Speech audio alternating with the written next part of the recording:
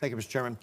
Congressman Stefanik, welcome to the committee, and thank you very much for stopping by my office so we could have a chance to talk before this committee. And I really appreciate your service to our country and look forward to the strong credentials you bring to the table to be our UN ambassador. Winston Churchill said that the UN was set up not to get us to heaven, but only to save us from hell. And we've talked about the corruption that's going on there, the mismanagement, the rot, and so forth. And you've mentioned already this concept that we have to have reform there. That's going to be very important. And we've also talked about how much American taxpayers put into the UN, $18 billion a year. And to put that in perspective, in 2022, that was more than 185 other member nations combined. Chairman Risch mentioned what the percentages of, 22% of their overall budget most recently and so forth. So we invest a lot there. We've talked about these reforms. Do you believe that we can leverage the money that we're putting into the UN to drive the reform? So, for example, can we say to the UN, hey, we're going to put money into these programs if, for example, they establish some of the transparency you were talking about.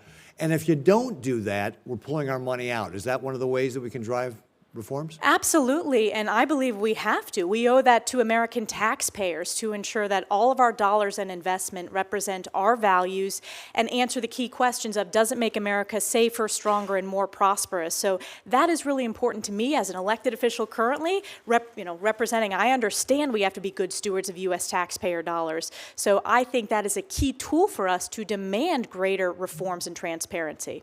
Great.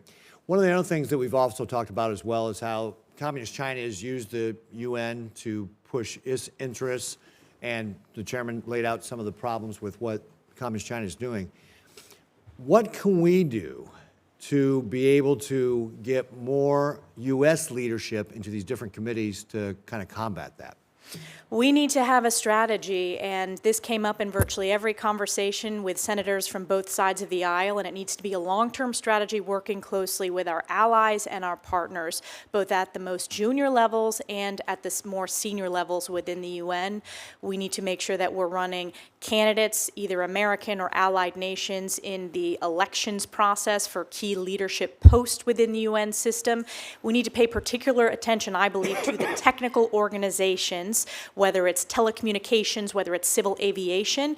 And another way is we need to ensure Taiwan has maximum meaningful participation in international organizations. I also believe it's important to ensure that the language, because we have seen China trying to insert their specific language, which is counter to our values, we need to have very strong Mandarin expertise and really keep a close eye on that as well in all the documents and statements coming out of the UN system writ large. So do you have specific plans to be able to start recruiting more Americans or allied nations people into the UN to be able to do it?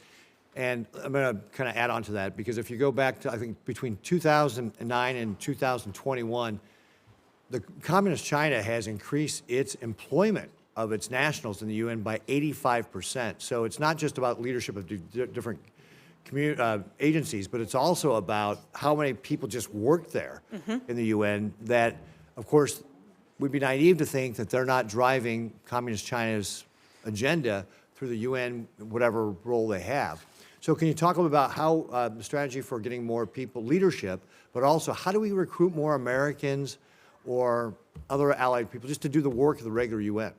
I think we have to have a mission to recruit at the most junior levels to work their way up into the system. I also think we need to have a strategy working with Secretary Rubio to ensure that we have the highest caliber, which we do, of course, in terms of those that are serving at the U.S.-UN mission, and also provide that expertise of challenges within the Indo-PACOM region. I think that is very important, and I intend to also have opportunities to partner with, whether it's higher education institutions, whether it's private sector, whether it's opportunities in each of your states or each of House members' districts for ideas that we can help address this long-term personnel challenge. Yeah, I think that's going to be a key thing for us to be able to reach out and find new ways to be able to recruit people in, because if we don't have our people in the UN, we're just leaving it open to Communist China to be able to do what they're doing. And this is one of the ways they're trying to displace us as the world power, as Xi Jinping has laid out very clearly that he wants to do. So I look forward to potentially another round of questioning. So thank you, Mr. Thank you Chairman. very much, Senator Ricketts.